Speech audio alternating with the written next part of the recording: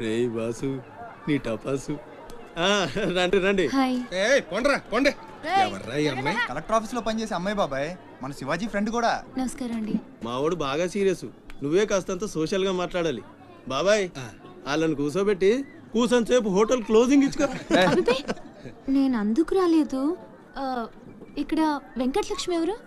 మా అమ్మ. ఏమ్మా ఏమైంది?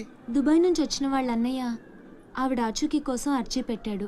మా ఆఫీస్ తరపున వాళ్ళని అక్కడికి పంపిస్తాం. బొడ్డోడా అదృష్టవంతుడురా, వయసుకు మించి నానా చాకరీ చేశాడు. ఇంకీడు కష్టాలు తీరిపోయినట్టే. అమ్మా ఎక్కేనమ్మా చెప్పింది, దండం పెట్టు. దండాలమ్మా. అయ్యో, నా కోసం ప్యానాలు ఇచ్చే మా అన్నాడున్నాడో తెలియక ఇన్నాళ్ళు ఈడు సంపాదనతో బతికాను. ఆసుకి చెప్పి గొప్ప సాయం చేసావమ్మా.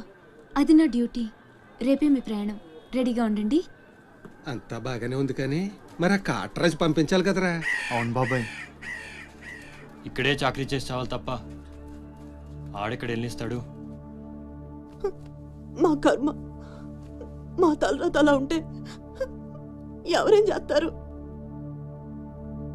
కాట్రాజు నేను ఒప్పిస్తాను.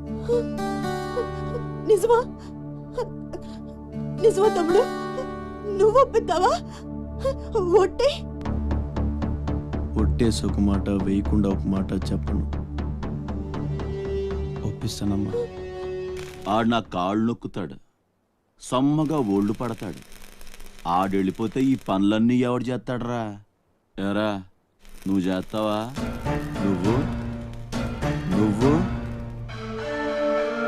ఎరా నువ్వు చేస్తావా?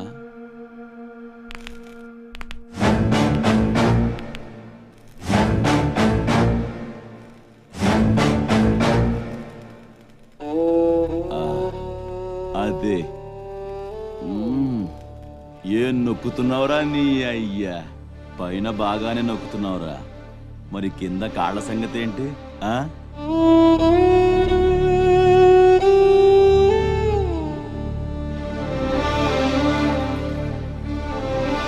మంచి పట్టుందిరా నీ దగ్గర. నువ్వు ఆడదానిగా పుట్టుంటే పర్మనెంట్గా ఉంచుకునేవాడిని.